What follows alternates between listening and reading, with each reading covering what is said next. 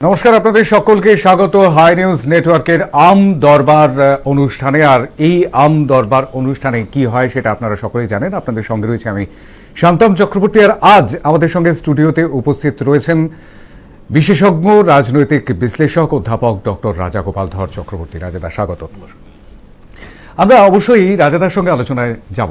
আজকে একটা বিশেষ ঘটনা ঘটলো। আপনারা সকলেই জানেন যে আজকে প্রথম দফার ভোট গ্রহণ পর্ব মিটল।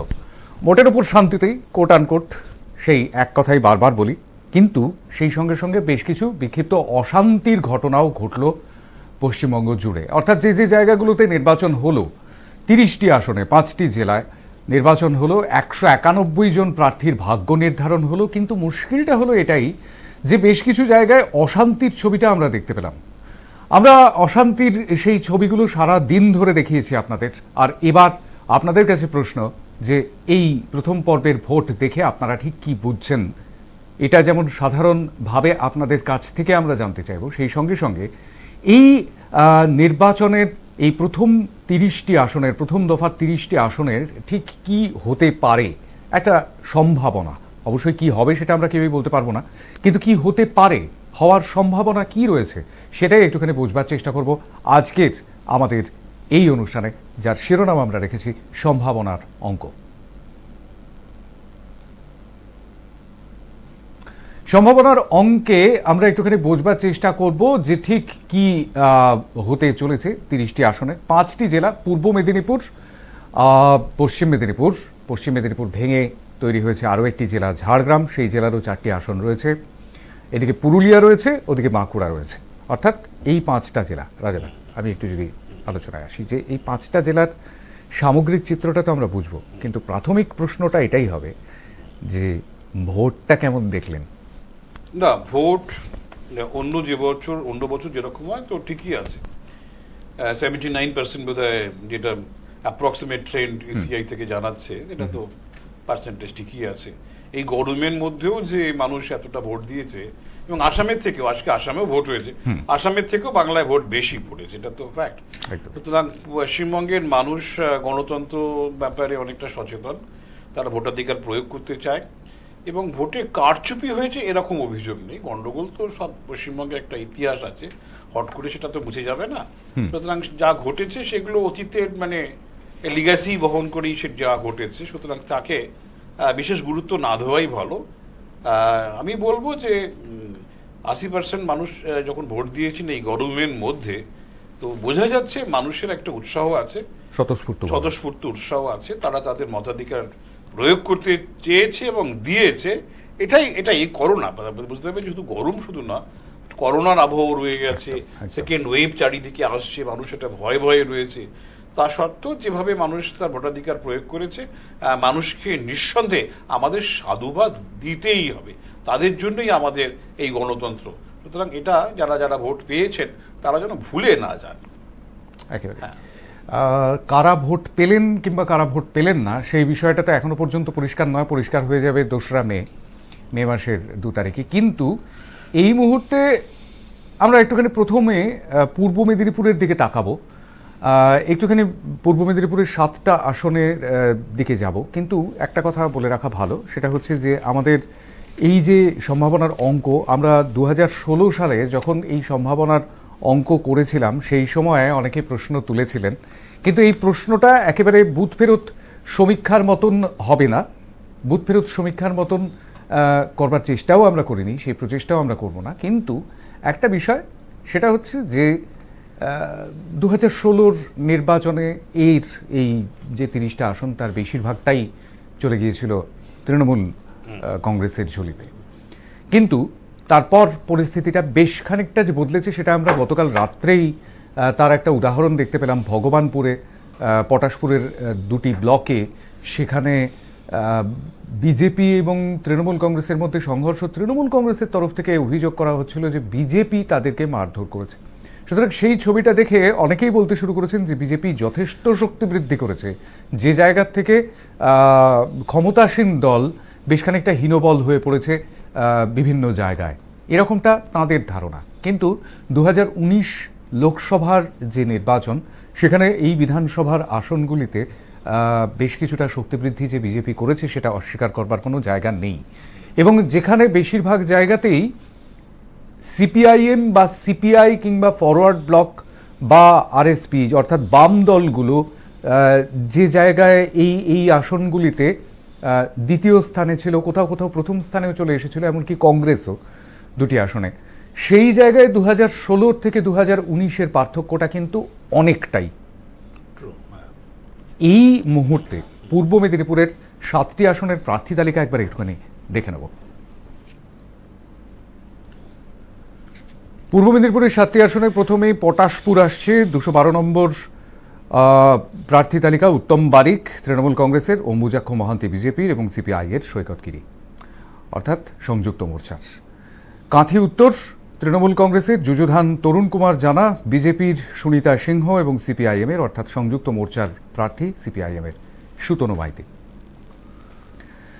ভগবানপুর যেখানে গোলমাল, আর সেই গোলমালের জায়গাটিতে তৃণমূল কংগ্রেসের গতবারের জেতা আসনেই আবার দাঁড়িয়েছেন অর্ধেন্দু মাইতি, বিজেপির দাঁড়িয়েছেন রবীন্দ্রনাথ মাইতি এবং সংযুক্ত মোর্চার তরফে কংগ্রেসের শিউ মাইতি।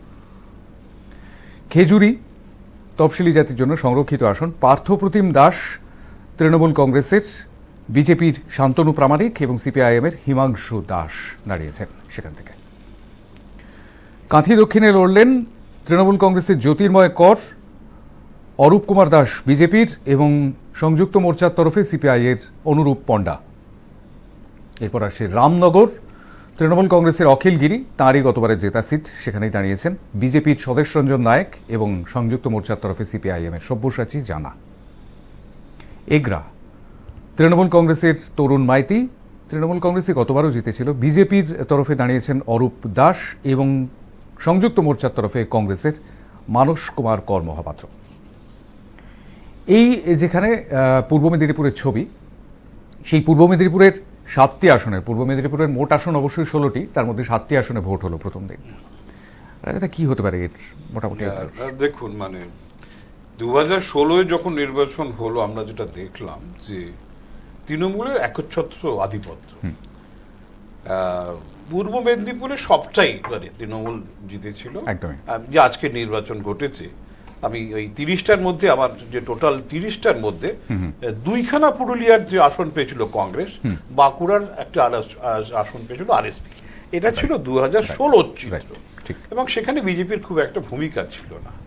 কিন্তু 2019-এর নির্বাচনে দেখা গেল যে বিজেপির বাড়বাড়ন্ত চিত্র, এবং সেখানে বিজেপি কিন্তু 20টা আসনে জিতেছে। এই আজকে যে 30টা ভোট হলো, 20টা আসনে জিতেছে, তৃণমূল চলে গেছে 10টাতে, আর কোনো পার্টির স্থান নেই।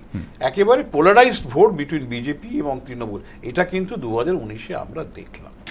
বিজেপির কোথায় লক্ষণা ছিল? তাদের গ্যাপ ছিল হচ্ছে পূর্ব মেদিনীপুর। সুতরাং পূর্ব মেদিনীপুরে ঢুকতে গেলে অধিকারী পরিবারের সাহায্য নিতে হবে, এটা বিজেপি বুঝেছিল। অঙ্ক কষেই তারা সেখানে ঢুকেছে, এবং অধিকারী পরিবারের একজনকে বাদ দিয়ে বোধহয় সবাইকেই, এখনো পর্যন্ত সবাইকেই বিজেপি পরিবারের মধ্যে তারা নিতে পেরেছে। লক্ষ্য হচ্ছে পূর্ব মেদিনীপুরে যেখানে তারা ঢুকতে পারেনি সেখানে প্রবেশ করা, এবং সেটা কতটা ঢুকতে পারলো, আমি দেখুন, মানে মানুষের মনে কতটা ছাপ রাখতে পারলো, সেটা তো মানুষ আজকে যে 7টা জায়গায় বললেন ভোট হয়েছে, সেখানে মানুষ জানিয়েছে, আমরা তো 2 তারিখে জানতে পারবো। তবে যে প্রশ্নটা হচ্ছে, শুভেন্দু অধিকার বা অধিকারী পরিবার বা শুভেন্দু, তাকে যে বিজেপিতে নেওয়া হয়েছে, তাকে দেখুন, সে অত্যন্ত দাবিদার। যদি পশ্চিমবঙ্গে বিজেপির শাসন হবে, একটা গুরুত্বপূর্ণ জায়গায় থাকা সে একটা বড় দাবিদার। সুতরাং তাকে প্রমাণ করতে হবে যে 20টার বেশি, এই 30টা আজকে নির্বাচন হলো, এই 30টাতে 20টার বেশি এবং পূর্ব মেদিনীপুরে যাতে বিজেপির আসন পায়, সেটা তাকে তো দেখাতে হবে করে। বিজেপি হচ্ছে রেজাল্ট ওরিয়েন্টেড পার্টি, বুঝেছেন? সেখানে আপনাকে টার্গেট দেবে, আপনাকে টার্গেট ফুলফিল করতে হবে। আপনি যদি টার্গেট ফুলফিল না করতে পারেন, তাহলে আপনার গ্রহণযোগ্যতাটা কমে যাবে। সুতরাং শুভেন্দুকে যেমন আজকে পরীক্ষা, বড় একটা পরীক্ষার সম্মুখীন হতে হচ্ছে, এবং তাকে দেখাতেই হবে যে কি করতে পারবো। আবার একই দিকে যদি দেখা যায় যারা শুভেন্দুর জায়গায় তৃণমূলের এখন পার্টি পরিচালনা করছেন, ইনক্লুডিং দ্য চিফ মিনিস্টার, তারও আজকের কিন্তু একটা বড় পরীক্ষা রয়েছে। তিনি নিজে সেখানে গিয়ে হাজির হয়েছেন। পূর্ব মেদিনীপুর থেকে তিনি নির্বাচনে দাঁড়াচ্ছেন, যদিও আজকে তার ভোট হয়নি, 1 এপ্রিল ভোট হবে। হ্যাঁ, অনেকে উনি বলছেন যে মানুষ হয়তো এপ্রিল ফুল করবে। যাই হোক, কি ঘটবে না ঘটবে এই মুহূর্তে কিছু বলা যাবে না। তবে কিন্তু দুজনেরই, আমি বলবো দুজনেরই রাজনৈতিক ভবিষ্যৎ কিন্তু অনেকটাই দাঁড়িয়ে আছে আজ এবং 1 এপ্রিলের ভোটের উপরে। সুতরাং অস্বীকার করার উপায় নেই। ছাত্রায় যদি তৃণমূল আজকের ভালো রেজাল্ট করতে পারে, তাহলে বুঝতে হবে শুভেন্দুর অনেকটাই গুরুত্ব কমছে। কিন্তু দেখা যায় এই 7টার মধ্যে আজকে যে নির্বাচন ঘটেছে, সেখানে শুভেন্দু থাবা বসিয়েছে, পদ্মফুল ফোটাতে পেরেছে। শুভেন্দুর পশ্চিমবঙ্গের রাজনীতিতে তার একটা বড় যাত্রা শুরু হবে বলতে কোনো দ্বিধা নেই। হ্যাঁ, একেবারে পূর্ব মেদিনীপুরের এই ছবি। এবারে আমরা একটুখানি পশ্চিম মেদিনীপুরের দিকে তাকাবো। অবশ্যই পূর্ব মেদিনীপুরের 7টি আসনে কে কটি জিতবেন সেই বিষয়টিতে না গিয়ে আমরা একটুখানি সামগ্রিক চিত্রটা বোঝবার চেষ্টা করছি। পশ্চিম মেদিনীপুরের মোট 15টি আসন। পশ্চিম মেদিনীপুরের সেই 15টি আসনের মধ্যে ভোট হয়েছে আজকে 6টি আসনে। আর সেই 6টি আসনটি কি কি সেটা একবার দেখে নেব। প্রথমেই আসছে দাঁতন। দাঁতনে বিক্রমচন্দ্র প্রধান তৃণমূল কংগ্রেসের, গতবারও জিতেছিলেন, এবারও দাঁড়িয়েছেন। শক্তিপদ নায়ক বিজেপির, শিশির কুমার পাত্র গতবার সেকেন্ড পজিশনে ছিলেন, সিপিআই এর প্রার্থী, তিনি এবারও দাঁড়িয়েছেন। এরপর আসছে কেশিয়ারি। কেশিয়ারি একটি সংরক্ষিত কেন্দ্র, সেখানে পরেশ মুর্মু গতবারের জেতা সিটেই দাঁড়িয়েছেন তৃণমূল কংগ্রেসের তরফে। বিজেপির সোনালী মুর্মু দাঁড়িয়েছেন সেখানে। আর সিপিআইএম এর তরফে দাঁড়িয়েছেন পুলিন বিহারী বাসকে। গতবারও সিপিআইএম সেকেন্ড পজিশনে ছিল বিরাম মান্ডি, কিন্তু 2016-র পর ছবিটা বেশ খানিকটা বদলেছে, যে সেটা অস্বীকার করার কোনো জায়গা নেই। এরপর আসছে খড়গপুর। খড়গপুরে তৃণমূল কংগ্রেসের দীনেন রায়, তপন গতবারও জিতেছিলেন। তপন ভূঁইয়া বিজেপির তরফে দাঁড়িয়েছেন এবং সিপিআইএম এর তরফে শেখ সাদ্দাম আলী, তিনি দাঁড়িয়েছেন সংযুক্ত মোর্চার হয়ে। এরপর আসছে গড়বেতা। এরপর আসছে শালবনী। শালবনী উত্তরা সিংহ হাজরা তৃণমূল কংগ্রেসের, বিজেপির মদন রুইদাস, তপন ঘোষ সিপিআইএম এর দাঁড়িয়েছেন। শালবনীতে কোথায়, শালবনীতে আমি গড়বেতার কথা বললাম। শালবনীতে শ্রীকান্ত মাহাতো, রাজীব কুণ্ডু এবং সুশান্ত ঘোষ যথাক্রমে তৃণমূল কংগ্রেস এবং বিজেপি এবং সিপিআইএম এর প্রার্থী। এবার আসছে মেদিনীপুর। মেদিনীপুরে এটা তারকা প্রার্থী রয়েছে জুন মালিয়া তৃণমূল কংগ্রেসের, বিজেপির ইনিও যথেষ্ট হেভিওয়েট প্রার্থী সমিত দাস এবং সিপিআই এর তরুণ কুমার ঘোষ দাঁড়িয়েছেন সংযুক্ত মোর্চার তরফে। এই হচ্ছে 6টি আসনের ছবি। পশ্চিম মেদিনীপুরের 6টি আসন। পশ্চিম মেদিনীপুরেও তৃণমূল কংগ্রেসই সবকটি আসন পেয়েছিল, মানে এই 6টি আসন সবকটি পেয়েছিল তৃণমূল কংগ্রেস। না, 2016-তে এবং বোধহয় 2019-এ বোধহয় একটাও বোধহয় পাইনি। আমার যত ধারণা পূর্ব মেদিনীপুরের 6টা পেয়েছিল, একটা পুরুলিয়ায় পেয়েছিল, আর বোধহয় 3টে পেয়েছিল। এগুলো কোথায়, ঝাড়গ্রাম না পশ্চিম মেদিনীপুরে আছে আমি জানি না। যেগুলো আমার মনে হয়, একটা মনে হচ্ছে খড়গপুরে তারা পেয়েছিল, বিনপুরে তারা পেয়েছিল, আর একটা কোথায় পেয়েছিল আমার মনে করতে পারছি না। যাই হোক, তো ব্যাপারটা হচ্ছে যে খেয়াল রাখতে হবে যে পশ্চিম মেদিনীপুর, ঝাড়গ্রাম এই অঞ্চলগুলোতে কিন্তু বিজেপি যথেষ্ট তাদের প্রভাব বিস্তার করেছে, এটা ফ্যাক্ট। এবং পশ্চিম মেদিনীপুরের খড়গপুর থেকেই বিজেপি রাজ্য সভাপতি দিলীপ ঘোষ দাঁড়িয়েছিলেন এবং সেখানে তারা যথেষ্টই গুরুত্ব দিয়েছে, বড় বড় নেতাদের তাদের নিয়ে এসেছে, এটা কিন্তু ঘটনা। এখন সেখানে তৃণমূলের যে সংগঠন আছে, সেই সংগঠন কতটা তারা ধরে রাখতে পেরেছে তৃণমূলে। দেখুন, 2011-তে তৃণমূল ক্ষমতায় আসার পরে আমরা যেটা দেখলাম শান্তম, যে তৃণমূলের কিন্তু ভোটের পার্সেন্টেজ খুব একটা পরিবর্তন হয়নি।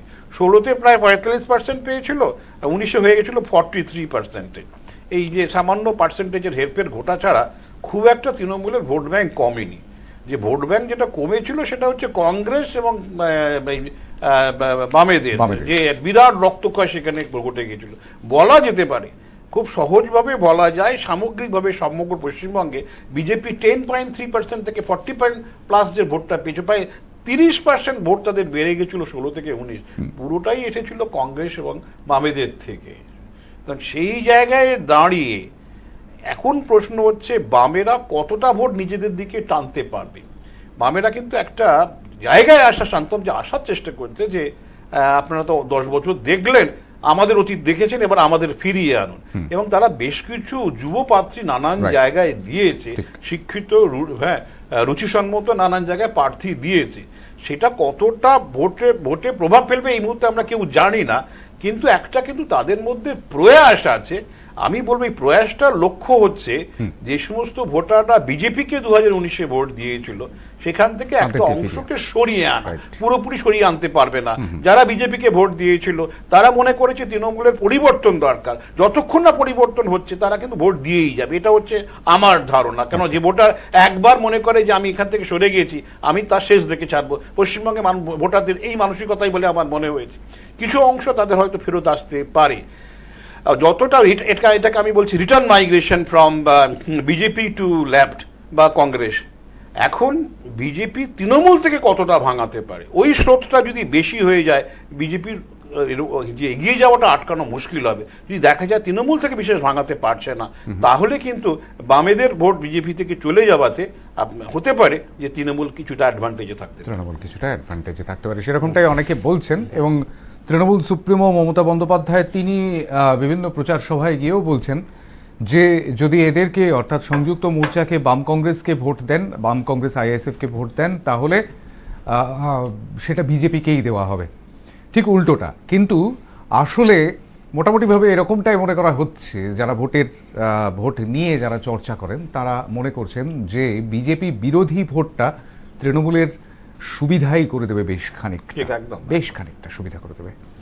আমরা ঝাড়গ্রামে যাব, অবশ্যই ঝাড়গ্রামে যাব পশ্চিম মেদিনীপুর থেকে। পশ্চিম মেদিনীপুরের 6টি আসন থেকে আমরা চলে যাব ঝাড়গ্রামের 4টি আসনে। পশ্চিম মেদিনীপুরকে ভেঙে ঝাড়গ্রাম জেলা করা হয়েছে। প্রথমে ঝাড়গ্রাম পুলিশ জেলা করা হয়েছিল এবং পরে ঝাড়গ্রাম পৃথক জেলা করে দেওয়া হয়, আর সেটি করা হয়েছে তৃণমূল কংগ্রেসের আমলেই। তো সেই ঝাড়গ্রাম জেলায় 4টি আসন রয়েছে। সেই 4টি আসন আমরা দেখে নেব। একটা কথা একটুখানি বলে দিই, সেটা হচ্ছে যে অনেকেই হয়তো আমদরবার অনুষ্ঠানে টেলিফোন করবার জন্য এই মুহূর্তে অধীর আগ্রহে অপেক্ষা করছেন। অবশ্যই টেলিফোন করতে পারেন। ঝাড়গ্রাম জেলাটি একটুখানি আলোচনা করে নিয়ে তারপরেই আমরা চলে যাব আপনাদের টেলিফোনে। অবশ্যই আপনারা কেমন দেখলেন ভোট, এবং পূর্ব মেদিনীপুর, পশ্চিম মেদিনীপুর, ঝাড়গ্রাম, বাঁকুড়া এবং পুরুলিয়ার মানুষ যদি আজ আমাদের ফোন করেন তাহলে কিন্তু খুব ভালো হবে। অন্তত একেবারে পরিষ্কার আপনাদের কাছ থেকে, নাগরিকদের কাছ থেকে, ভোটারদের কাছ থেকে তাদের মতামতটা জানতে পারবো। তারা ঠিক কি বলছেন, কেমন সেখানকার ভোট হলো, কেমনভাবে হলো, এবং তারাই বা ঠিক কী চাইছেন, সেটাও পরিষ্কার হয়ে যাবে আজকের আমদরবারে। আমি চলে যাবো একটু ঝাড়গ্রাম জেলায়। ঝাড়গ্রাম জেলার আসনগুলি দেখব। ঝাড়গ্রাম জেলার 4টি আসন, তার মধ্যে প্রথমটি নয়াগ্রাম, তফসিলি উপজাতির জন্য সংরক্ষিত। দুলাল মুর্মু তৃণমূল কংগ্রেসের, গতবারও জিতেছিলেন। বিজেপির বকুল মুর্মু গতবারও সেকেন্ড পজিশনে ছিলেন। হরিপদ সোরেন সংযুক্ত মোর্চার তরফে দাঁড়িয়েছেন সিপিআইএম এর প্রার্থী। গোপীবল্লভপুরে গতবার তৃণমূল কংগ্রেসই জিতেছিল, তবে এবার দাঁড়িয়েছেন ডক্টর খগেন্দ্রনাথ মাহাতো। গতবার চূড়ামণি মাহাতো জিতেছিলেন। বিজেপির তরফে দাঁড়িয়েছেন সঞ্জিত মাহাতো, এবং সংযুক্ত মোর্চার তরফে সিপিআইএম এর প্রশান্ত দাস দাঁড়িয়েছেন। এরপর চলে আসছি ঝাড়গ্রাম কেন্দ্রে। ঝাড়গ্রাম আসনে তৃণমূল কংগ্রেসের বীরবাহা হাঁসদা দাঁড়িয়েছেন, বিজেপির সুখময় শতপথী এবং সিপিআইএম এর সংযুক্ত মোর্চার প্রার্থী মধুজা সেন রায়। গতবার কিন্তু সুকুমার হাঁসদা জিতেছিলেন তৃণমূলের, এবং সেকেন্ড পজিশনে ছিলেন ঝাড়খণ্ড দেশম পার্টির নরেন গোষ্ঠীর চুনিবালা হাঁসদা। এবারে চলে যাই পরবর্তী আসনে, বিনপুর। গুরুত্বপূর্ণ আসন, এটিও সংরক্ষিত আসন। তৃণমূল কংগ্রেসের জেতা আসন গতবারের। দেবনাথ হাঁসদা এবার দাঁড়িয়েছেন, বিজেপির পালান সরেন আছেন তার সঙ্গে প্রতিদ্বন্দ্বিতায়, আর দিবাকর হাঁসদা গতবার যারা সেকেন্ড পজিশনে ছিলেন সিপিআইএম এর প্রার্থী তিনি দাঁড়িয়েছেন এবার সংযুক্ত মোর্চার হয়ে। আমরা এই জায়গাতেও কিন্তু একই রকম ছবিটা বোধহয় 2019-এ দেখেছিলাম, যে 2016-র পর সেখানেও বেশ খানিকটা বদলে গিয়েছিল চিত্র। দুটো জায়গায় পরিবর্তন ঘটেনি, একটা হচ্ছে যে শালবনী আর একটা হচ্ছে বিনপুর। সেখানে কিন্তু মার্জিন বিরাটভাবে কমে গিয়েছিল, কিন্তু সেখানে তৃণমূল কংগ্রেস কিন্তু জিতেছিল। আমি এই ঝাড়গ্রামের ব্যাপারে একটু বলতে চাই। সেখানে যে জনজাতিরা থাকেন, এবারে দেখা গেছে যে বিজেপির যে সমস্ত সভা হয়েছে অনেকগুলো সভা কিন্তু বাতিল হয়ে গেছে, মানে রাইট। কেন বাতিল হয়েছে তার যথাযথ ব্যাখ্যা মেলেনি। তো হতে পারে হয়তো মানে সেমন ধরনের মানে সমর্থক বা শ্রোতারা ছিলেন না সেই সমস্ত জায়গায়। তো এটা যদি ঘটে থাকে যে শ্রোতার অভাবে মিটিং বাতিল হয়ে গেছে, তাহলে বুঝতে হবে যে সেখানকার পরিস্থিতি একটু ভিন্ন রকম হতে চলেছে। পার্টিকুলারলি ছত্রধর মাহাতোকে যখন তৃণমূল কংগ্রেসে নিয়ে আসা হলো, এই ছত্রধর মাহাতোর একটা সাংগঠনিক দক্ষতা আছে এবং বহুদিন ধরেই সে কিন্তু জনজাতিদের সঙ্গে মিশে আছে। বিজেপির সেখানে আদিবাসী কল্যাণ সমিতি যে সঙ্গের যে সমস্ত সংগঠনগুলো আছে তারা সেখানে কাজ করছে, কিন্তু পলিটিক্যালি তাদের খুব একটা অ্যাক্টিভ অর্গানাইজেশন সেখানে নেই। কিন্তু ছত্রধর মাহাতো আসার ফলে আমার যেটা ধারণা হচ্ছে হয়তো তৃণমূলের কিছু সাংগঠনিক দক্ষতা বেড়েছে। এটাও হতে পারে বামেদেরও হয়তো কিছু শক্তি সেখানে বেড়েছে, যে মিটিংগুলোতে তেমন ভিড়, কিন্তু অনেক বড় বড় নেতা এসেছেন সেখানে। কিন্তু দেখুন আমাদের কাছে তো বিশেষ কিছু উপায় নেই, ব্যারোমিটার যেমন ওঠানামা করছে তাই দেখে আমাদের বলতে হয় কি হচ্ছে না হচ্ছে। মিটিংয়ে যখন ভিড় হচ্ছে না হয়নি, সেটা মিটিংয়ে যারা অর্গানাইজ করছেন তাদের ব্যর্থতা কি আমি বলতে পারবো না। মিটিংয়ে যদি ভিড় কম থাকে তাহলে বুঝতে হবে মানুষ বোধহয় কিছুটা দূরে রয়ে গেছেন। কিন্তু জনজাতিরা এখনো পর্যন্ত ভারতবর্ষের অন্য সব জায়গাতেই বিজেপির সাথে আছে। তারা মনে করে বিজেপি বোধহয় তাদের স্বার্থ রক্ষা করবে, কেন জানি না তারা সেটা ভাবে। কিন্তু এখানে একটু আমার অন্যরকম লাগছে, আমি জানি না সেটা ছত্রধর মাহাতোর জন্য কি তা বলা যাচ্ছে না। তবে যে খুব একটা যে বিরাট পরিবর্তন ঘটে যাচ্ছে তা কিন্তু বলার মতন কোনো জায়গায় আমরা নেই। প্রচণ্ড গরম, তার জন্য হয়তো মানুষ হয়তো দূরে সরে আছে, কিন্তু মানুষ যখন ভোট দিয়েছে এত লার্জ পার্সেন্টে 82-83 দেখলাম ঝাড়গ্রামের বা যে সমস্ত কনস্টিটিউয়েন্সিতে হয়ে ভোট হয়েছে সেখানে দিয়েছে। সুতরাং স্বাভাবিকভাবে বোঝা যাচ্ছে মানুষের উৎসাহ আছে। এবং রাতারাতি দেখুন 2019 থেকে 2021 খুব একটা এই যে পরিবর্তনটা খুব একটা হবার সেরকম কথা নয়, কিন্তু যদি ভেতরে কেউ সংগঠন বাড়িয়ে তুলে থাকে। খেয়াল রাখতে হবে শান্তম যে তৃণমূল সরকার যেটা করেছে বেশ কিছু গরিব মানুষ সাধারণ মানুষকে কিছু উপকার দিয়ে গেছে, যেটাকে আমরা ডোল বলছি নানানভাবে টাকা ইত্যাদি দিয়ে গেছে। বিজেপির যে ইস্তেহার প্রকাশ পেয়েছে সেখানেও কিন্তু দেখা গেছে তারাও বলছে আমরা ক্ষমতায় আসলে এটা দেব। আমি ছোট্ট একটা উদাহরণ দিই, মানে বিধবা ভাতা ছিল 1000 টাকা। এটা আমার অনেক পরিচিত জন নানান জায়গায় আছেন, তারা বিধবা ভাতার জন্য অ্যাপ্লাই করেছেন এবং পেয়েছেন, এবং তারা উপকৃত, এবং তারা মমতা বন্দ্যোপাধ্যায়কে ধন্যবাদ জানাতে চাইছেন যে আমাদের কথা ভেবেছে। আমাকে অনেকেই বলেছিল যে যদি সরকার পরিবর্তন হয় বোধহয় ভাতাটা আমরা আর পাবো না। আবার তারাই বলছে যে আমি শুনলাম নাকি মোদির তরফে ঘোষণা করা যায়, তারা বলছে তারা অতটা শিক্ষিত নয়, মোদির তরফে ঘোষণা করা হয়েছে 3000 টাকা দেবে। এই 3000 টাকা যদি দেয় তাহলে তো আমরা একেই ভোট দেবো। এই যে ব্যাপারটা যে একেবারে এইগুলো মানে খুব একটা বাংলার রাজনীতিতে ছিল না, যে প্রত্যক্ষ বেনিফিট দিয়ে যাবো, আমায় ভোট দিলে আমি এটা পাবো। এই যে বেনিফিট, যেটা যে দুটো দলের মধ্যে কম্পিটিশন এসে গেছে। তৃণমূল বলছে এই দেবো, বিজেপি বলছে এই দেবো। বিজেপির যে ইয়েটা অনেকটাই বেশি, বিজেপি যে ধরনের বলছে যে ধরনের সুযোগ দেব সেটা কিন্তু অনেকটাই বেশি। এবং তাদের আরেকটা অ্যাডভান্টেজ আছে, তাদের কেন্দ্রীয় সরকার তাদের সঙ্গে আছে। অর্থাৎ তারা যা বলছে অন্য পার্টি যতটা করতে পারবে, কেন অলরেডি পশ্চিমবঙ্গ সরকারের 5 লক্ষ কোটি টাকা দেনা হয়ে পড়ে আছে, দেনা তো ফেরত দিতে হবে। কিন্তু সেই জায়গায় দাঁড়িয়ে বিজেপির অ্যাডভান্টেজ কি, তাদের কেন্দ্রীয় সরকার আছে, যেটা বাম বা কংগ্রেসের নেই। এই মুহূর্তে হয়তো অনেকে ভাবতে পারে 5 বছর দিয়ে দেখি না যদি কিছু করতে পারে, এই একটা ভাবনা চিন্তা কিন্তু বিজেপি ফেভারে কাজে লাগতে পারে। রাইট। এই বিরোধী ভাবনাটা, অর্থাৎ দিয়ে দেখি না কি হয়, এই ভাবনাটা কতটা কাজে লাগাতে পারবে বিজেপি, আদৌ কাজে লাগাতে পারবে কিনা। ঝাড়গ্রাম জেলার পর বলেছিলাম যে ঝাড়গ্রামের পর অবশ্যই আপনাদের সঙ্গে কথা বলবো। একটুখানি সংক্ষিপ্ত কথাবার্তা সেরে নিয়ে আপনারা ফোন করতে পারেন 9593200486 এই নম্বরে। কেউ রয়েছেন টেলিফোনে। নমস্কার, কে বলছেন, কোথা থেকে বলছেন বলবেন? হ্যাঁ নমস্কার, আমি চন্দ্রনগর থেকে বলছি, জয়ন্ত চক্রবর্তী। হ্যাঁ বলুন জয়ন্তবাবু। হ্যাঁ, আজকে বাংলার প্রথম দফার ভোট হলো 5 জেলা 30 আসনে। তাতে আমি ফোকাস করবো জঙ্গলমহলের দিকে। প্রথম জঙ্গলমহলে আমরা জানি যে মমতা বন্দ্যোপাধ্যায় 2011 সালে বিপুল জয়লাভ করলেও 2019-এর লোকসভা নির্বাচনে জঙ্গলমহলে কিছু ধাক্কা খেয়েছিল কিছু দুর্নীতি এবং সেখানকার নেতাদের পয়সা মানুষের অবিচারের জন্য। কিন্তু সেখানে জঙ্গলমহলে মমতা বন্দ্যোপাধ্যায় যে উন্নয়ন করেছে এবং তার পাশাপাশি চাকরির ব্যবস্থা করেছে হোমগার্ডে। সুতরাং আশা করবো জঙ্গলমহল মমতা বন্দ্যোপাধ্যায়ের থেকে আর মুখ ফিরিয়ে নেবে না। আর আরেকটা কথা রাজাগোপালবাবু যেটা বলছিলেন, সেটা তো ছিল দেশের নির্বাচন, এটা কিন্তু মনে রাখতে হবে আমাদের রাজ্যের নির্বাচন। এখন বামফ্রন্টের ভোটে বিজেপিতে সরাসরি ট্রান্সফার হয়েছিল সারা রাজ্য জুড়ে, সেটা তো পরীক্ষিত সত্য। বিজেপির 18% ভোট চলে গেছে 40-এ, তৃণমূলের ভোট পার্সেন্টেজ মনে রাখতে হবে কিন্তু কমেনি। সুতরাং জঙ্গলমহলে মমতা বন্দ্যোপাধ্যায় তার পুরনো জায়গা বা দিতে হবে। আর বাদবাকি দেশের জায়গায় ভোট হয়েছে, বিক্ষিপ্ত কিছু ঘটনা ঘটেছে। আমি একটা দিক শুধু একটু উল্লেখ করবো, সেটা হচ্ছে কেন্দ্রীয় বাহিনী কিন্তু অলরেডি বাঁকুড়ার ছাদনা থেকে শুরু করে ভগবানপুর থেকে শুরু করে কেসিয়ারিতে একটু ভোটারদের প্রভাবিত করার চেষ্টা করছে। এটা কিন্তু নির্বাচন কমিশনের দেখা উচিত, এইটুকু আমি বলতে পারি। এবং সম্ভাবনার অঙ্ক যেটা, সেটা মমতা বন্দ্যোপাধ্যায় ঠিকই যাবে বলে আমার মনে হয়। ভোটের রেজাল্ট বেরোলে বোঝা যাবে। ধন্যবাদ, নমস্কার। একেবারেই তাই, ভোটের রেজাল্ট বেরোলেই বোঝা যাবে। অর্থাৎ আমরা তো বলি না যে রেজাল্টের দিন, আমরা বলি কাউন্টিং ডে, অর্থাৎ মে মাসের 2 তারিখ। না, মে মাসের 2 তারিখে অবশ্যই পরিষ্কার হয়ে যাবে গোটা চিত্রটা। কিন্তু তার আগে আমরা একটুখানি বুঝবার চেষ্টা করছি যে ঠিক কি হতে পারে এবং কি হতে চলেছে, তার একটা সম্ভাবনা, তার একটা আভাস, তার একটা ইঙ্গিত তো অবশ্যই রয়েছে। টেলিফোনে কেউ রয়েছেন, কি বলছেন তিনি, কেমন দেখলেন ভোট? নমস্কার। হ্যালো। হ্যাঁ নমস্কার, বলুন। হ্যালো। হ্যাঁ শুনতে পাচ্ছি, বলুন কে বলছেন, কোথা থেকে বলছেন বলবেন। আমি আলী সত্যি বলছি, রঘুনাথ মল্লিক। বলবেন সোমনাথ।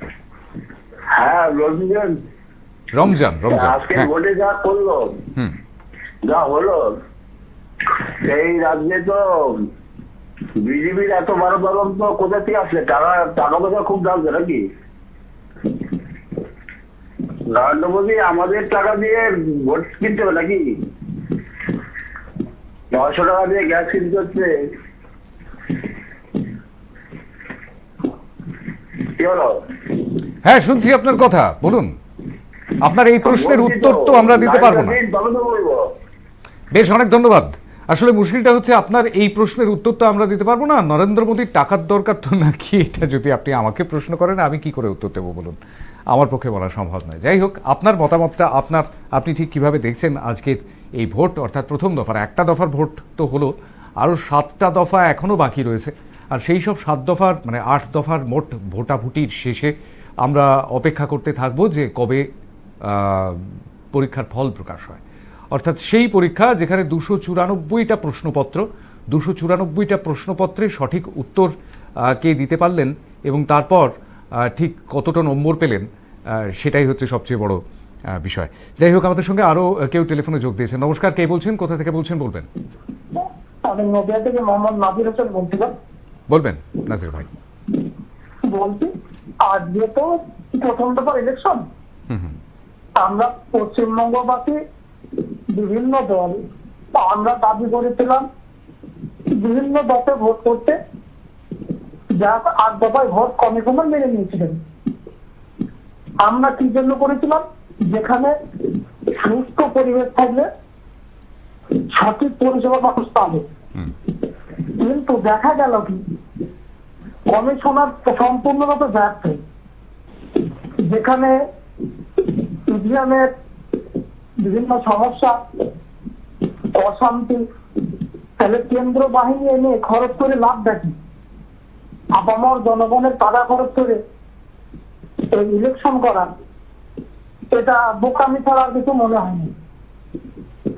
পাশাপাশি অন্য রাজ্যের তুলনায় পশ্চিমবঙ্গে অধিক দফায়, যেখানে বিজেপির কোনো সাংগঠনিক কোনো শক্তি নেই, তারা ইভিএমকে ভরসা করে, কেন্দ্র বাহিনীকে ভরসা করে এই ইলেকশনটাকে পার করতে চাইছে। এটা আপামর পশ্চিমবঙ্গবাসী উপলব্ধ করেছেন, এটা বলে আমার মত। বেশ, অনেক ধন্যবাদ। মোহাম্মদ নাজির হোসেন নদিয়া থেকে ফোন করেছিলেন। তিনি বলছেন যে নির্বাচন কমিশনের ওপর নির্ভর করে ভোট বৈতরণী পার করতে চাইছে বিজেপি, তাদের কোনো সাংগঠনিক শক্তি নেই। তবে সেটা বোধহয় খানিকটা সত্যের অপলাপ করাই হলো। আমি রাজাদার কাছে জানতে চাইবো যে সাংগঠনিক শক্তিটাও কিন্তু অনেকটাই বাড়িয়েছে বিজেপি। দেখুন, ব্যাপারটা হচ্ছে যে অনেকটা। উনি যেটা বলেছেন খুব একটা অসত্য নয়, সাংগঠনিক শক্তি বিজেপি যে বিরাটভাবে রয়েছে তা কিন্তু নয়। বিজেপি খেয়াল রাখতে হবে যে বিজেপি যতবারই পশ্চিমবঙ্গে ভালো ভোট পেয়েছে অনেকটা ইমোশনের ভিত্তি করেই তারা এগিয়েছে। প্রথমবারে রাম মন্দিরের ভিত্তি করে 1991 সালে তারা একটা 10%-এর ওপর তারা ভোট পেয়েছিল। পরবর্তীকালে আমরা দেখেছি নরেন্দ্র মোদীকে প্রধানমন্ত্রী হবার ব্যাপার নিয়ে একটা আবেগ তৈরি হয়েছিল, সেই নিয়ে তারা ভোটে একটা ভালো পার্সেন্টেজ করেছিল। প্রত্যেকটি জায়গাতেই খেয়াল করতে হবে যে বিজেপি ভোটটা এসেছে আবেগ সংক্রান্ত ব্যাপার থেকে, সেখানে কিন্তু খুব একটা সাংগঠনিক দক্ষতা তাদের কিন্তু খুব একটা যে রয়েছে সেরকম কিন্তু ধরা পড়েনি। এবং সাংগঠনিক অভাব এই দূর করার জন্যই তারা কিন্তু তৃণমূলের এতে কিন্তু তারা থাবা বসিয়েছে। তৃণমূলের বেশ কিছু বড় বড় নেতা যারা যেমন 2016 নির্বাচন পরিচালনা করেছিল বলে মানুষ জেনেছে, সেই রাজীব ব্যানার্জি এবং শুভেন্দু অধিকারী, তাদেরকেই একেবারে তারা কিন্তু অত্যন্ত পরিকল্পিতভাবে তাদেরকে তারা পার্টিতে নিয়ে এসেছে। উদ্দেশ্য হচ্ছে যে এই পূর্ব মেদিনীপুর এবং হাওড়া যেখানে বিজেপির কোনো সংগঠন নেই, যিনি বললেন কি নাজিরুদ্দিন সাহেব বোধহয়, উনি কিন্তু যেটা বলেছেন সংগঠন সেভাবে নেই। আমি ইদানিংকালেও নানান জায়গায় ঘুরে বেড়াচ্ছি, যে ধরুন মানে যেসব জায়গা দিয়ে আসছি, যেখানে দেখা যাচ্ছে যে বামেরা এবং তৃণমূল তারা কিন্তু দেয়াল দখল করেছে, নানান জায়গায় প্রচার করছে, দেখা যাচ্ছে ভিজিবিলিটি। সাধারণ মানুষের কাছে এই ভিজিবিলিটিটা খুব ইম্পর্টেন্ট, খুব গুরুত্বপূর্ণ। সেই ভিজিবিলিটিটা কিন্তু বামেরা করে রেখেছে এবং তৃণমূল রেখেছে। সেভাবে বিজেপির ভিজিবিলিটি নজরে পড়ছে না, পতাকা লাগাচ্ছে বা কিছু করছে, সেটা নজরে সেভাবে পড়ছে না। তার ফলে যেটা সংগঠন যদি থাকতো, নির্বাচন কি একটা ইমোশনাল ব্যাপার, সংগঠন আছে, আমি ইমোশনকে কাজে লাগিয়ে এগিয়ে গেলাম, কিন্তু যেহেতু তাদের সংগঠন নেই, ইমোশনটা তারা ব্যবহার করতে পারছে না বলেই আমার ধারণা। সুতরাং কলকাতা বেশ কিছু অঞ্চলে বিজেপি সেভাবে সংগঠন নেই, দক্ষিণ 24 পরগনায় সেভাবে তারা সংগঠন কিন্তু তৈরি করতে পারেননি, কিন্তু যাদেরকে নিয়ে আসা হয়েছে তাদের সাংগঠনিক দক্ষতা প্রশ্নাতীত। তার ফলে বিজেপি কিন্তু সংগঠনটা বাড়াবার চেষ্টা ডেফিনেটলি তারা করার চেষ্টা করবে, কিন্তু এত কম সময়ে যে সংগঠন করে তোলা যাবে, ব্যাপারটা হচ্ছে কি, এটা হচ্ছে রাজনীতিটা হচ্ছে আবেগের ব্যাপার। আমি কতটা গভীরভাবে ভালোবাসতে পারছি, আজকের এসেই আমি আমার আবেগ তৈরি হয় না। সেই আবেগটা যারা রিসেন্টলি এসেছেন তাদের সত্যিকারের আবেগ তৈরি হয়েছে, হেরে গেলে আবার ফেরত চলে যাব, এরকম ধরনের ভাবনা চিন্তা তাদের মধ্যে আছে কিনা, এটাও কিন্তু অত্যন্ত গুরুত্বপূর্ণ বিষয়। হেরে গেলে তারা ফিরে যাবেন কিনা, ফিরে গেলেও পুরনো দল তাদের নেবে কিনা, সে তো পরবর্তীকালের বিষয়। কিন্তু এই মুহূর্তে টেলিফোনে আরো কেউ রয়েছেন, আমরা এরপর বাকি দুটি জেলাতে যাব। নমস্কার, কে বলছেন, কোথা থেকে বলছেন? হ্যাঁ নমস্কার। হ্যাঁ শুনতে পাচ্ছি, কিন্তু কোথা থেকে বলছেন, কে বলছেন শুনতে পেলাম না। হ্যাঁ আমি অর্পিতা দে চাকদা থেকে বলছি। হ্যাঁ বলবেন অর্পিতা। হ্যাঁ আমি বলতে চাইছি যে নরেন্দ্র মোদী আমাদের জন্য অনেক কিছু করেছে, আমরা মানছি, জানি না সবাই মানে, তো ওনাকে আমরা রেসপেক্ট করি, কিন্তু আপনারা একটা কথা ভেবে দেখুন যে দিদি আমাদের জন্য কি করেছে আর নরেন্দ্র মোদী কি করেছে, সেটা আপনারা একটু ভেবে দেখুন। দিদি স্বাস্থ্যসাথী করেছে, সবুজ সাথী করেছে, রূপশ্রী করেছে, কন্যাশ্রী করেছে, স্টুডেন্টদের ট্যাব কেনার টাকা দিয়েছে, বার্ধক্য ভাতা করেছে, বিধবা ভাতা করেছে। আপনারা একটা লিস্ট তৈরি করতে বলুন তো প্রধানমন্ত্রীকে, উনি কি করেছে, কি দিয়েছে। গ্যাসের দাম বাড়িয়েছে, বলুন। বেশ, অনেক অনেক ধন্যবাদ আপনাকে।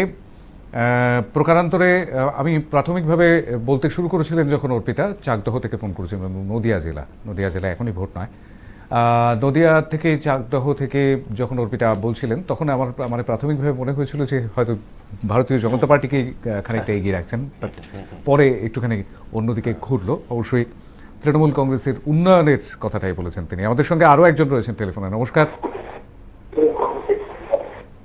শুনতে পাচ্ছি, বলুন কে বলছেন, কোথা থেকে? হ্যাঁ শুনতে পাচ্ছি, বলুন।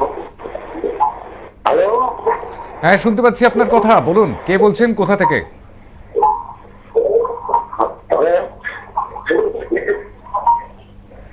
না, আপনি টেলিভিশন চালানো রয়েছে, একটু বাইরে বেরিয়ে আসুন, একটু ঘরের বাইরে বেরিয়ে আসুন।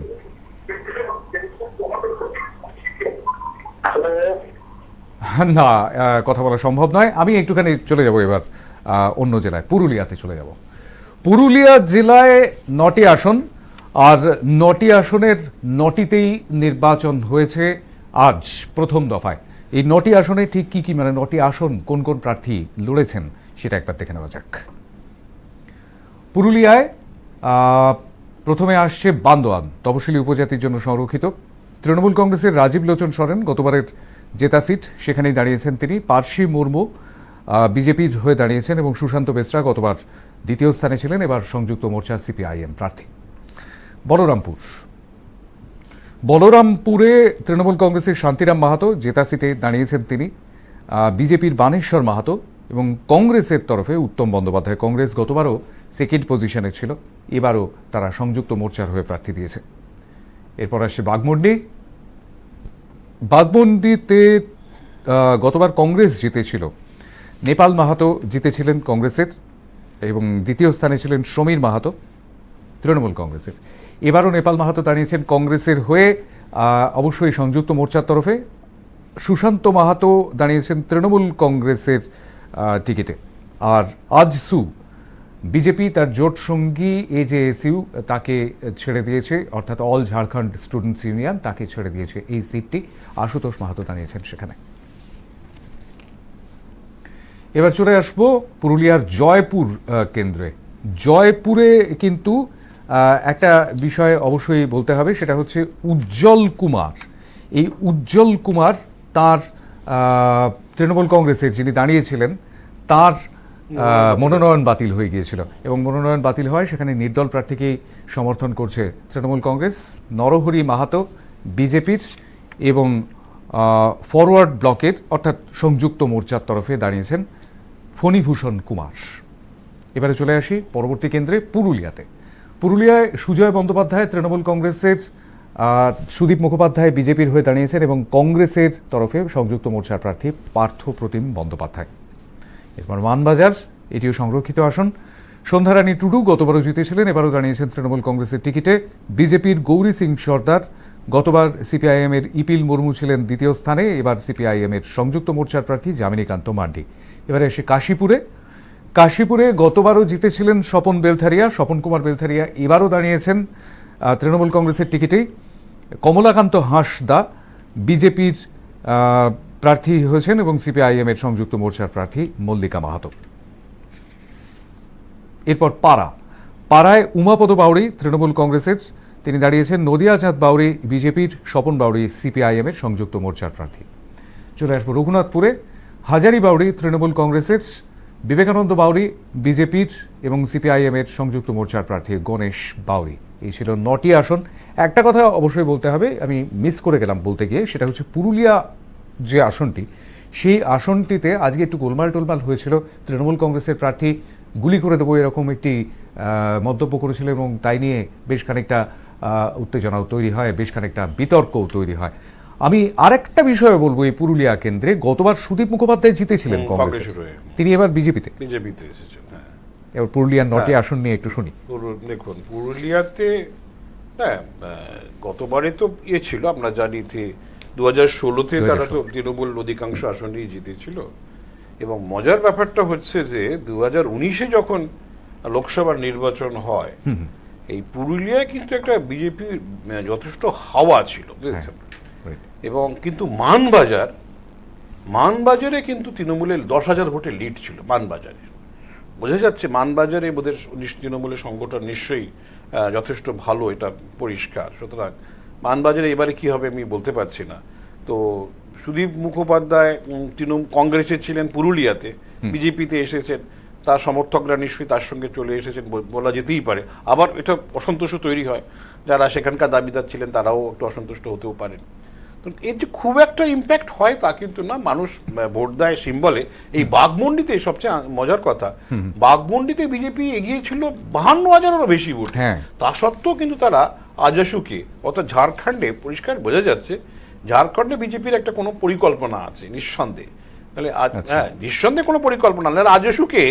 আজাসুকে তাহলে ওই অত ভোটে এগিয়ে থাকা আসন ছেড়ে, একেবারে গুরুত্বপূর্ণ আসন বাঘমুন্ডি আসন, তারা কিন্তু আজাসুকে ছেড়ে দিয়েছে। বোঝাই যাচ্ছে যে এবারে তারা হয়তো যদি ওয়েস্টবেঙ্গলে যেতে ঝাড়খণ্ডে ঝাঁপিয়ে পড়বে। যাই হোক, সে প্রশ্ন এই মুহূর্তে আমাদের যাবার কথা নয়। তো যেটা বোঝা যাচ্ছে যে 2019 কোনো নিরিখ হয়, সেখানে কিন্তু বিজেপির পক্ষে একটা হাওয়া রয়েছে।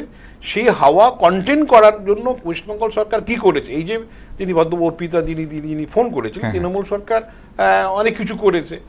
2019-এর পরে একটা হচ্ছে দুয়ারে দুয়ারে দুয়ারে দুয়ারে দুয়ারে সরকার বলে একটা প্রোগ্রাম এসেছে, সেটা কতটা কি জনপ্রিয়তা, এটা ছাড়া তো নতুন কিছু ঘটেনি। বা দিদিকে বলো, হ্যাঁ দিদিকে বলো, দিদিকে বলো, হ্যাঁ দিদিকে সেই দিদিকে বলো ফোন টোনের ব্যবস্থা আছে, যে ঠিক আছে সেইগুলো, দিদি তো নিজে ফোন ধরছেন না, দিদিকে বলো একটা প্রোগ্রাম, তাতে হয়তো কিছু যখন একটা আশা তৈরি হয় শান্তম, দুটোই সমস্যা আছে।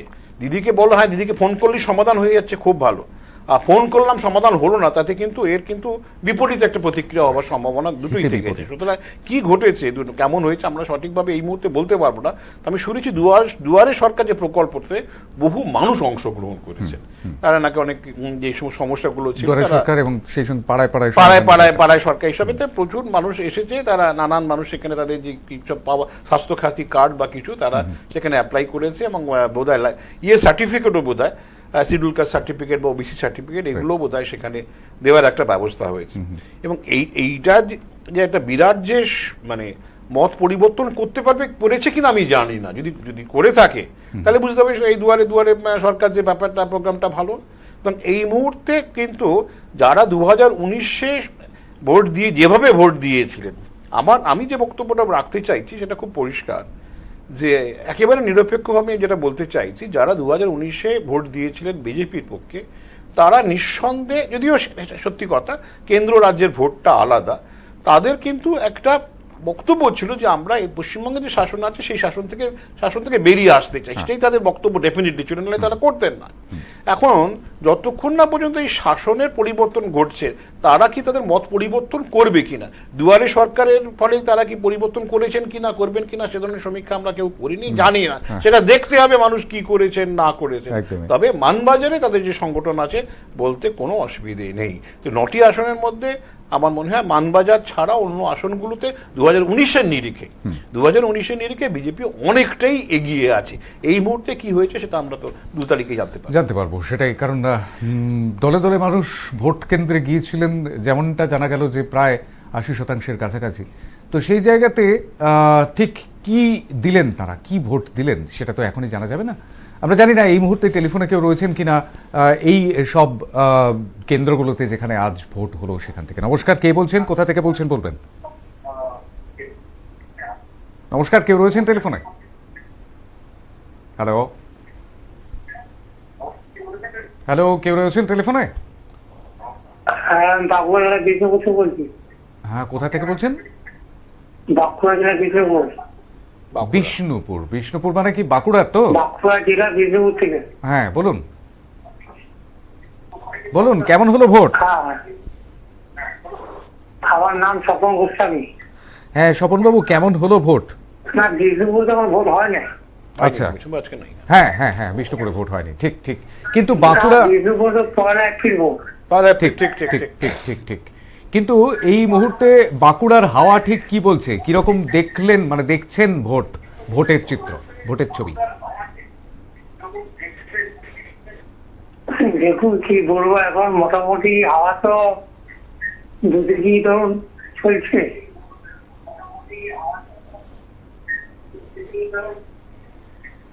হ্যাঁ বলুন, আমরা শুনছি, বলুন। তো মোটামুটি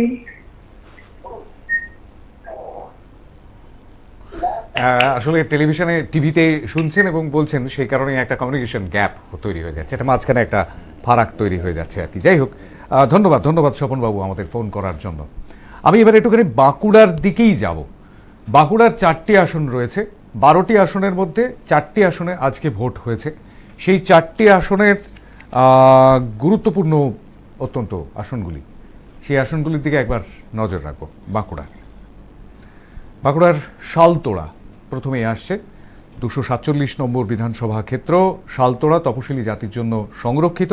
তৃণমূল কংগ্রেসের সন্তোষ মণ্ডল দাঁড়িয়েছেন এবার, বিজেপির তরফে চন্দনা বাউরি এবং সংযুক্ত মোর্চার তরফে নন্দদুলাল বাউরি সিপিএমের টিকিটে দাঁড়িয়েছেন এবার শালতোড়া থেকে। এরপর চলে আসি ছাতনায়, শুভাশিস বটব্যাল তৃণমূল কংগ্রেসের তিনি দাঁড়িয়েছেন সেখানে। সত্যনারায়ণ মুখোপাধ্যায় বিজেপির তরফে তিনি দাঁড়িয়েছেন সেখানে, এবং সংযুক্ত মোর্চার প্রার্থী আরএসপির ফাল্গুনী মুখোপাধ্যায়। শুভাশিস বটব্যাল, এইখানে একটুখানি বলে দেওয়া দরকার, শুভাশিস বটব্যাল গতবার 2nd পজিশনে ছিলেন, কারণ এই সিটটি জিতেছিল, ছাতনার সিটটি জিতেছিল আরএসপি। এদিকে 2016 কথা বললাম, জ্যোৎস্না মান্ডি রানীবাদে চলে এসেছি। জ্যোৎস্না মান্ডি তৃণমূল কংগ্রেসের তরফে দাঁড়িয়েছেন, গতবারের জেতা সিটে দাঁড়িয়েছেন তিনি, 92,000-এরও বেশি ভোট পেয়েছিলেন গত বিধানসভা নির্বাচনে। বিজেপির তরফে দাঁড়িয়েছেন ক্ষুদিরাম টুডু, আর সিপিআইএম এর প্রার্থী বহু পুরনো পার্টি কর্মী দেবলীনা হেমব্রম, এবং তিনি মন্ত্রিত্বেও ছিলেন একসময়। দেবলীনা হেমব্রম এবার সংযুক্ত মোর্চার প্রার্থী, গতবারও দ্বিতীয় পজিশনে ছিলেন। এবার চলে আসি রায়পুরে, মৃত্যুঞ্জয় মুর্মু তৃণমূল কংগ্রেসের তরফে, বিজেপির সুধাংশু হাঁসদা এবং মিলন মান্ডি আইএসএফ এর প্রার্থী, সংযুক্ত মোর্চার জোট প্রার্থী, তিনি দাঁড়িয়েছেন সেখানে। এই 4টি আসন ঠিক কি হতে পারে? হ্যাঁ, দেখুন মানে রানীবাঁধে চারটেই আমি যেটা বলতে চাইছি যে বিজেপি 2019-এ 4টিতেই জিতেছিল। Right. একমাত্র দেখা যাচ্ছে যে রায়পুরে মার্জিনটা খুব কম ছিল, 3,800 মতন মার্জিন ছিল, 3,300। অন্য জায়গায় মার্জিনটা হিউজ, বুঝেছেন? মানে যেমন ধরুন ছাতনাতে তারা 31,000 ভোটে এগিয়েছিল, এবং মানে রানীবাঁধে 15,000, এরকম ভোটে তারা এগিয়েছিল। তবে এবারে যেহেতু বামেরা এগিয়ে আসার চেষ্টা করছে, এবং দেবলীনা হেমব্রম একজন লড়াকু নেত্রী, এখন জানি না তারা কতটা, এইটাই প্রশ্ন হচ্ছে যে মানে যে রিটার্ন মাইগ্রেশন, যেটা মানে বামেদের ভোট বিজেপিতে চলে গিয়েছিল, সেটা ফেরত আসছে কিনা। এবং বামেরা প্রচার করার চেষ্টা করছে যে আমরা এক সত্যি বিকল্প, এবং যে সমস্ত কথা বলছে চোরেরা চোরই থাকে, মানে যে পার্টিতেই যাক না কেন, এই ধরনের কথাবার্তা তারা কিন্তু বলছে, এবং তার মাধ্যম দিয়ে বলানোর চেষ্টা যে আমরা একটা সৎ, হ্যাঁ, যদিও তাদের অনেকেই আছেন যে লক্ষণ শেঠের মতো নানান মানুষ আছেন, তারা খুবই বিতর্কিত। সেই জায়গায় আমি এক্ষুনি ঢুকছি না। বিতর্কিত নেতারাও যেমন আছেন, সুতরাং হ্যাঁ, কিন্তু তারা বলছে চোরেরা চোরই থাকে, এই ধরনের কথা দিয়ালে তারা লিখছেন। এটা কতটা ইম্প্যাক্ট করতে পারে, মানে বলতে চাইছেন যে মূল দুটো দল তারা দুর্নীতির মধ্যে আছে। আমাদের সেটা সত্যি কথা, বামেদের সময় মানে 35 বছরে খুব একটা বড় দুর্নীতি ধরা পড়েনি, এটা ফ্যাক্ট। কিছু নেতা হয়তো কিছু পয়সা টয়সা করেছিলেন, ব্যাপক দুর্নীতি কিন্তু সেটা সেভাবে ছিল না। এবং যত দেখুন মানুষের এই যে ইনইকুয়ালিটি বাড়ছে, নতুন ধরনের রাজনৈতিক একটা ক্লাস তৈরি হয়েছে, পলিটিশিয়ান ক্লাস, সোনার চেন পরা, হ্যাঁ, স্করপিও গাড়ি, সাদা জামা, এই যে একটা ক্লাস তৈরি, বিশাল বিশাল যাদের বাড়ি, এই যে একটা কিন্তু মানুষ কিন্তু হয়তো ভাবতেই পারি যে রাজনীতির এই যে নতুন ধরনের একটা নিও বুর্জোয়া, এদের থেকে একটা বিকল্প কিছু করা সম্ভব কিনা। সেই যারা এই ধরনের বিকল্পের কথা ভাবছেন, তাদেরও তো যারা বিজেপিতে ভোট দিয়েছিলেন কিছু অংশ রিটার্ন টু মানে লেফটে হতে পারে। কি হচ্ছে না হচ্ছে এটা তো মানে বাস্তব জানায় না, মানুষ করে মুখ খুলছে না। সবচেয়ে বড় কথা কি জানেন, যে ভদ্রলোক ফোন করলেন বাঁকুড়া থেকে, মানে একেবারে দুপক্ষকে রেখেই বললেন, কিন্তু অন্য যারা আপনাদেরকে ফোন করেছিল তারা কিন্তু নির্ভীকভাবেই বলছেন যে তারা তৃণমূল কংগ্রেসের লোক, এবং সেটা বোঝা যাচ্ছে। কেউ কেউ তারা সংখ্যালঘু সম্প্রদায়, তাদের যে বক্তব্যটা খুব পরিষ্কার করেই বলছেন। মহিলা একজন ফোন করে বললেন, দিদি এইসব করেছেন, হ্যান করেছেন, হ্যাঁ হ্যাঁ, তাদের যে কোথায় তাদের যে আনুগত্য সেটা কিন্তু তারা বুঝিয়ে দিচ্ছেন, কিন্তু অন্যরা সেটা এখনো বোঝাচ্ছে। আমি সামগ্রিকভাবে মানে কি হতে পারে সেটার কথায় আসবো, অবশ্যই আরো বেশ কিছু ফ্যাক্টর রয়েছে, সেই বিষয়গুলোয় আসবো রাজাদার কাছে। কিন্তু তার আগে দেখে নিই এই মুহূর্তে টেলিফোনে কেউ রয়েছেন কিনা। একদম শেষ সময় আমরা উপস্থিত হয়েছি। নমস্কার, কে বলছেন, কোথা থেকে বলছেন? নমস্কার। নমস্কার, আমি দক্ষিণ 24 পরগনা সুন্দরবন থেকে বলছি, গোপাল হালদার। হ্যাঁ গোপাল বাবু বলুন। বাড়ি কনকনদিঘি, রায়দিঘি থানা। আমি বলতে চাচ্ছি, হ্যাঁ বলুন। আপনাদের এই টিভির মাধ্যমে আমরা শুনতে পাচ্ছি যে থেকে চাল চোর, টাকা চোর, আমফানের টাকা চোর, এই যে বলছে। শিশির অধিকারী এখনো তো তৃণমূল কংগ্রেসের একজন এমপি, আর শুভেন্দু অধিকারী যখন আমফান হয় তখন তৃণমূল কংগ্রেসে ছিল মন্ত্রী হয়ে। তাহলে চোর কারা? আজকে বিজেপি বলছে, তাহলে সেই বিজেপি, আমি বলছি যে চুরি কারা করলো? যারা তৃণমূলের থেকে চুরি করেছিল তারাকে বিজেপি যোগ দিল, সাধু হয়ে গেল। তাহলে যারা চুরি করেনি তারা তৃণমূলে থেকে গেল।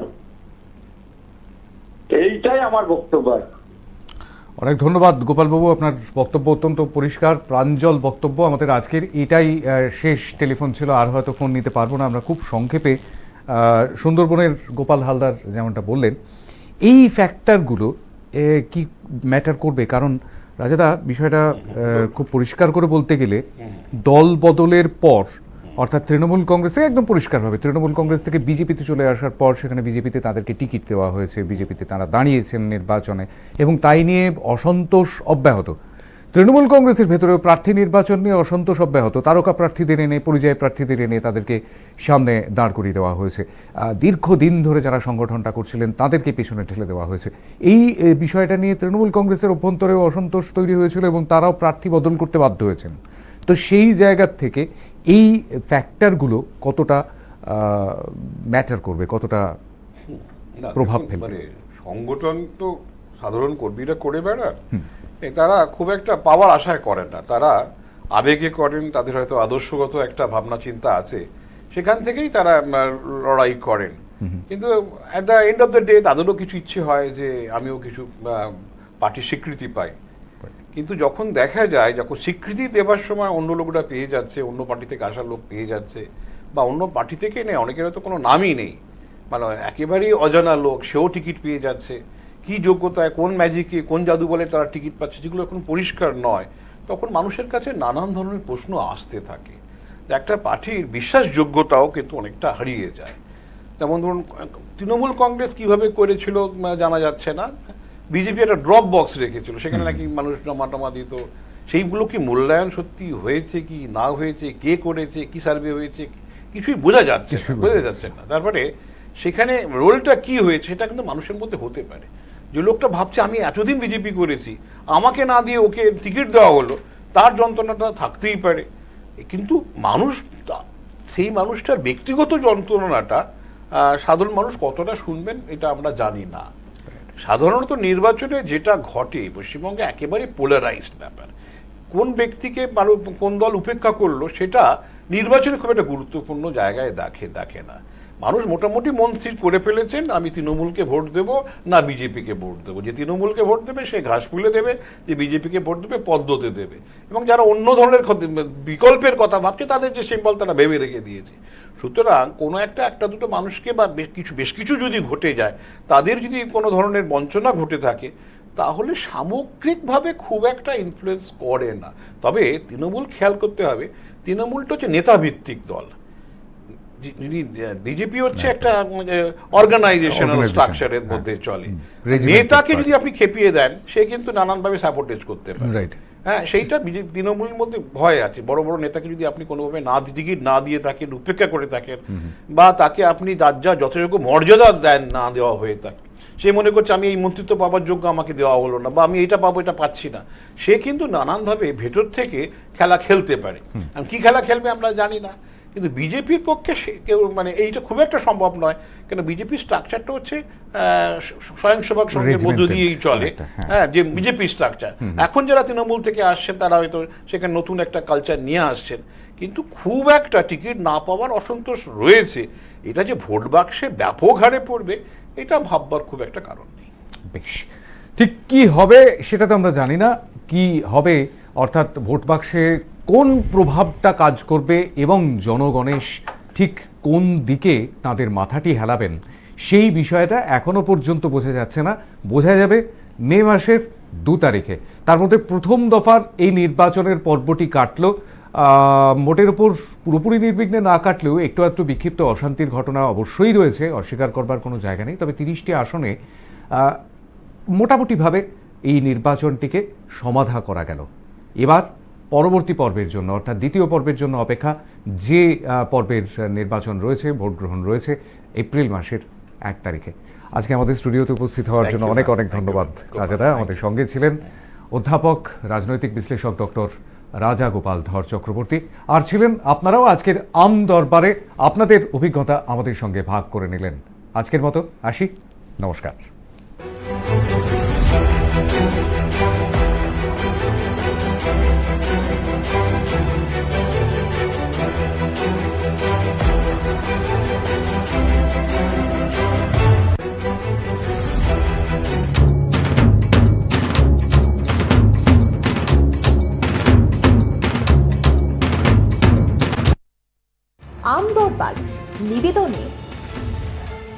Set, beauty Ruma, face wash and cream.